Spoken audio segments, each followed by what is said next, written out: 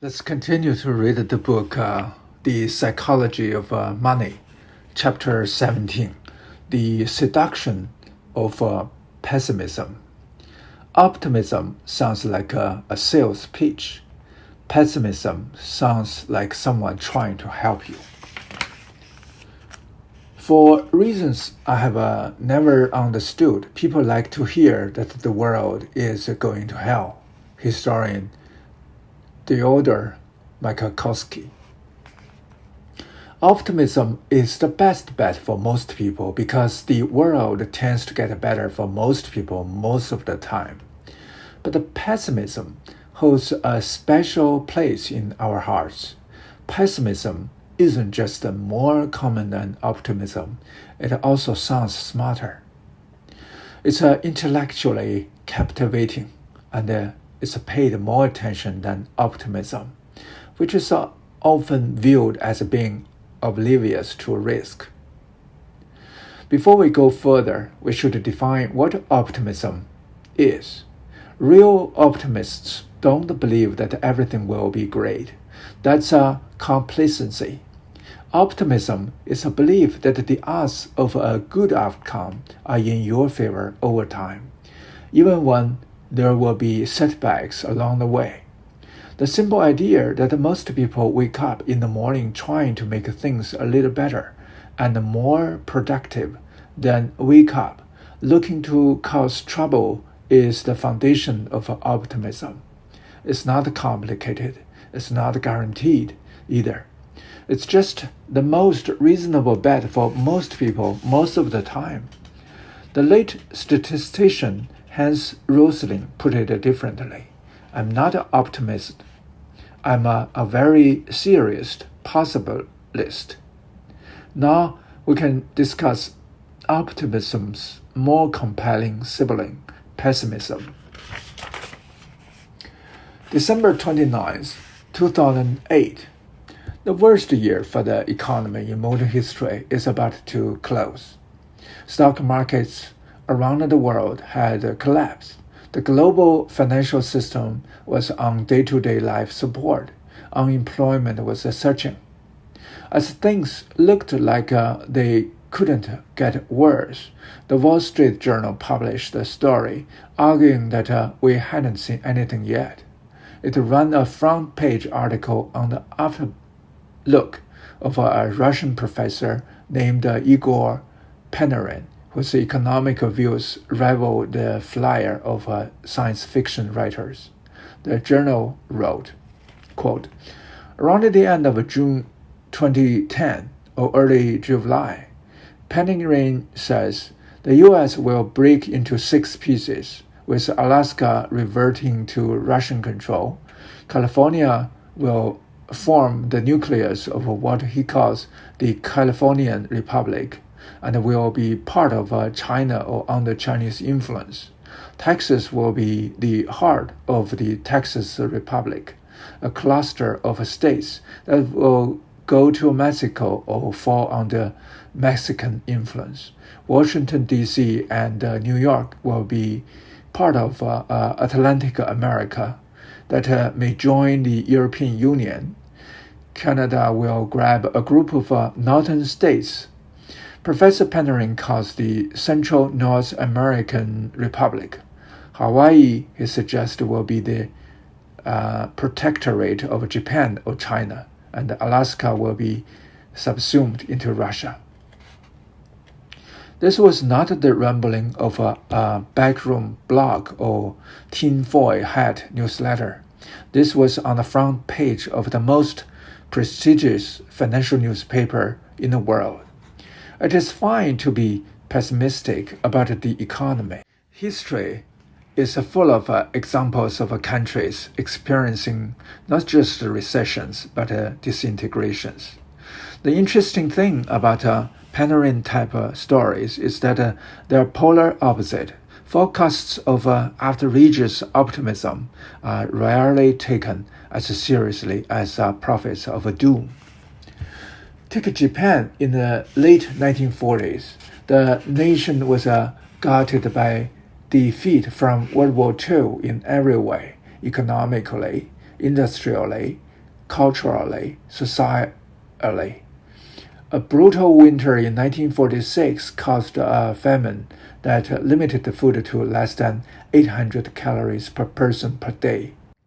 Imagine if a Japanese academic had written a newspaper article during this time that said, "Chin up, everyone. Within our lifetime, our economy will grow to almost 15 times the size it was before the end of the war. Our life expectancy will nearly double. Our stock market will produce returns like any country in history has rarely seen. We will go more than 40 years without ever seeing unemployment top 6%. We will become a world leader in electronic innovation and corporate managerial systems. Before long, we will be so rich that we'll own some of the most prized real estate in the United States. Americans, by the way, will be our closest ally and will try to copy our economic insights." They would have been summarily laughed out of the room and asked to seek a medical evaluation. Keep in mind, the description above is what actually happened in Japan in the generation after the war. But the mirror opposite of Panarin looks absurd in a way a forecast of doom doesn't. Pessimism just sounds smarter and more plausible than optimism. Tell someone that everything will be great and they will likely to either shrug you off or offer a skeptical eye. Tell someone they are in danger and you have their undivided attention. If a smart person tells me they have a stock pick that's going to rise tenfold in the next year, I will immediately write them off as full of nonsense. If someone who is full of nonsense tells me that the stock I own is about to collapse because it's an accounting fraud, I will clear my calendar and listen to their every word. Say we will have a big recession and the newspapers will call you. Say we are headed for average growth and no one particularly cares. Say we are nearing the next Great Depression and you will get on TV. But mention that good times are ahead, or markets have room to run, or that a company has huge potential, and a common reaction from commentators and spectators alike is that you are either a salesman or comically aloof over risks. The investing newsletter industry has known this for years and is now populated by prophets of doom despite operating in an environment where the stock market has gone up 17,000-fold in the last century, including dividends. This is true beyond finance. Matt Radley wrote in his book, The Rational Optimist. A constant drumbeat of pessimism usually draws out any triumphalist song. If you say the world has been getting better, you may get away with being called naive and insensitive. If you say the world is going to go on getting better, you are considered embarrassingly mad. If, on the other hand, you say catastrophe is imminent, you may expect a MacArthur Genius Award or even the Nobel Peace Prize. In my own adult lifetime, the fashionable reasons for pessimism changed, but the pessimism was constant. Every group of people I asked thinks the world is more frightening, more violent, and more hopeless. In short, more dramatic than it really is.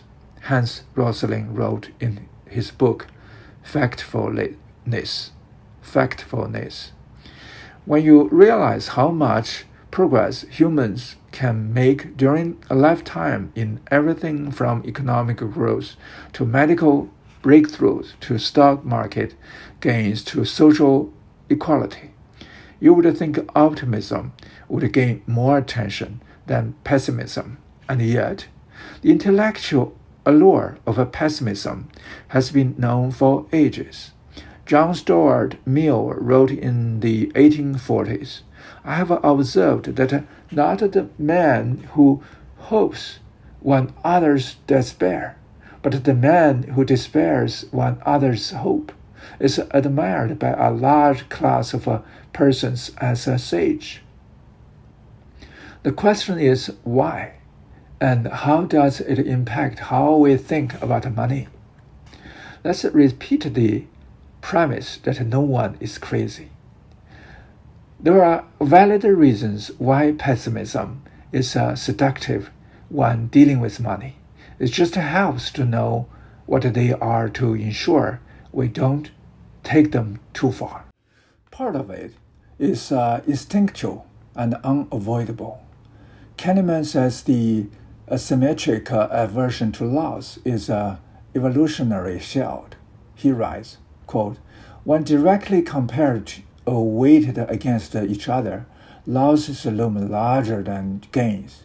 This asymmetry between the power of positive and negative expectations or experiences has an evolutionary history.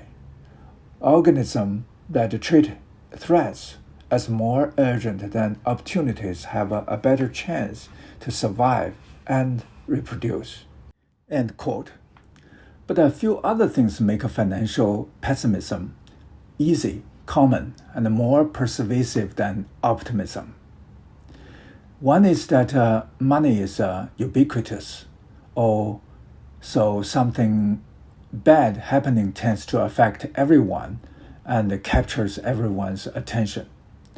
That isn't true of, say, whether a hurricane barreling down on Florida poses no direct risk to 92% of Americans, but a recession barreling down on the economy could impact every single person, including you, so pay attention. This goes for something as specific as the stock market. More than half of all American households directly own stocks. Even among those that don't, the stock market's gyrations are promoted so heavily in the media that the Dow Jones Industrial Average might be the stock less households' most watched economic barometer. Stocks rising 1% might be briefly mentioned in the evening news, but a 1% fall will be reported in bold, all-caps letters, usually written in blood red. The asymmetry is hard to avoid. And while few question or try to explain why the market went up, isn't it supposed to go up, there is almost always an attempt to explain why it went down. Are investors worried about economic growth? Did the Fed screw things up again? Are politicians making bad decisions? Or is there another shoe to drop? Narratives about why a decline occurred make them easier to talk about, worry about, and frame a story around what you think will happen next, usually more of the same. Even if you don't own stocks, those kind of things will grab your attention. Only 2.5% of Americans own stocks on the eve of the Great Crash of 1929 that sparked the Great Depression. But the majority of Americans, if not the world, watched in amazement as the market collapsed, wondering what it signaled about their own fate. This was true whether you were a lawyer or a farmer or a car mechanic. Historian Eric Ridgway writes, "This fall in value immediately afflicted only a few Americans, but so closely had the others watched the market and regarded it as an index of their fates that they suddenly stopped much of their economic activity. As the economist John Schumpeter later wrote, people felt that the ground under their feet was giving way." There are two topics that will affect your life whether you are interested in them or not: money and health. Well, health issues tend to be individual, money issues are more systematic. In a connected system where one person's decisions can affect everyone else, it is understandable why financial risks gain a spotlight and capture attention in a way few other topics can. Another is that pessimists often extrapolate present trends without accounting for how markets adapt. In 2008, environmentalist Lester Brown wrote, by 2030, China would need 98 million barrels of oil a day. The world is currently producing 85 million barrels a day and may never produce much more than that. There go the world's oil reserves. He's right, the world would run out of oil in that scenario. But that's not how markets work. There is an iron law in economics. Extremely good and extremely bad circumstances rarely stay that way for long because supply and demand adapt in hard-to-predict ways. Consider what happened to oil immediately after Brown's prediction. Oil price surged in 2008 as growing global demand, much of it from China, crept up to potential output. A barrel of oil sold for $20 in 2001 and $138 by 2008. The new price meant drilling oil was like pulling gold out of the ground. The incentives for oil producers changed dramatically. Hard-to-tap oil supplies that won't worst fight at $20 a barrel. The cost of drilling didn't offset the price you could sell it for. Became the bonanza of a lifetime now, and you could sell a barrel for $138. That sparked a surge of fracking and horizontal drilling technologies. The Earth has had roughly the same amount of oil reserves for all of human history, and we have known where the big oil deposits are for some time. What changes is the technology we have that lets us economically pull the stuff out of the ground. Oil historian Daniel Yegin writes, 86% of oil reserves in the United States are the result not of what is estimated at the time of discovery, but of the revisions that come when our technology improves. That's what happened as fracking took off in 2008. In the United States alone, oil production went from roughly 5 million barrels per day in 2008 to 13 million by 2019. World oil production is now over 100 million barrels per day, some 20% above what Brown assumed was the high mark. To a pessimist extrapolating oil trends in 2008, of course things looked bad. To a realist who understood that necessity is the mother of all invention, it was far less scary. Assuming that something ugly will stay ugly is an easy forecast to make, and it's persuasive because it doesn't require imagining the world changing, but problems correct and people adapt. Threats incentivize solutions in equal magnitude. That's a common plot of economic history that is too easily forgotten by pessimists who forecast in straight lines. A third is that progress happens too slowly to notice, but setbacks happen too quickly to ignore. There are lots of overnight tragedies. There are rarely overnight miracles. On January 5th, 1889, the Detroit Free Press pushed back against the long-held dream that man could one day fly like a bird. Airplanes, the paper wrote, appear impossible. Quote, the smallest possible weight of a flying machine with the necessary fuel and engineer could not be less than 300 or 400 pounds, but there is a low limit of weight, certainly not much beyond 50 pounds, beyond which it is impossible for an animal to fly. Nature has reached this limit, and with her utmost effort has failed to pass it. End quote. 6 months later, Orville Wright dropped out of high school to help his brother, Wilbur, thinker in their backyard, shed to build a printing press. It was the brothers' first joint invention. It would not be their last. If you had to make a list of the most important inventions of the 20th century, the airplane would be at least top 5, if not number 1. The airplane changed everything. It started world wars, it ended world wars, it connected the world, bridging gaps between cities and rural communities, oceans and countries. But the story of the Wright brothers' quest to build the first plane has a fascinating twist. After the conquering flight, no one seemed to notice, nobody seemed to care.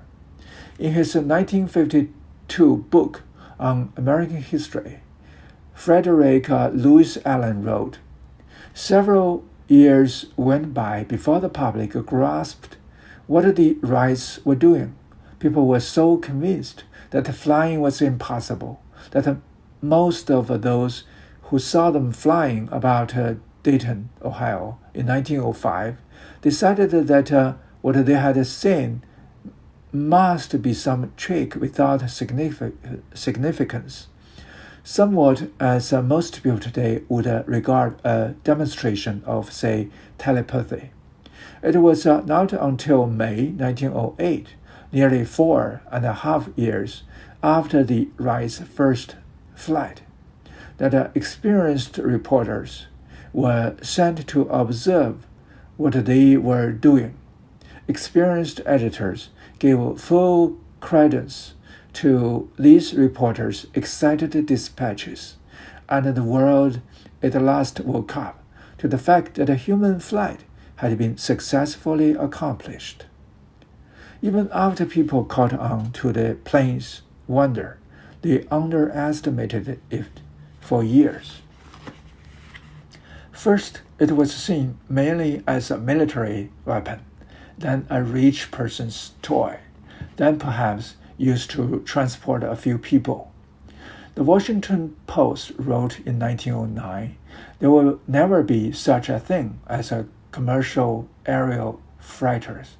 Freight will continue to drag its slow weight across the patient earth. The first cargo plane took off 5 months later. Now compare that slow, years-long awakening to becoming optimistic about the airplane to how quickly people pay attention to drivers of pessimism, like a corporate bankruptcy, or a major war, or a plane crash.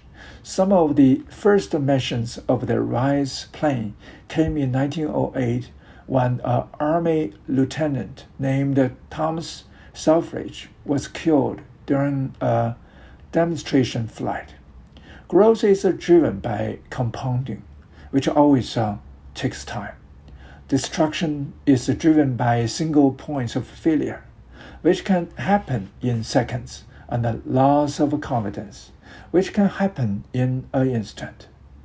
It's easier to create a narrative around pessimism because the story pieces tend to be far fresher and more recent. Optimistic narrative require looking at a long stretch of history and developments, which people tend to forget and take more effort to piece together. Consider the progress of a medicine. Looking at the last year will do you little good. Any single decade won't do much better. But looking at the last 50 years will show something extraordinary. For example, the age-adjusted death rate per capita from heart disease has declined more than 70% since 1965, according to National Institute for Health. A 70% decline in heart disease death is enough to save something like 500,000 American lives per year. Picture the population of Atlanta saved every year.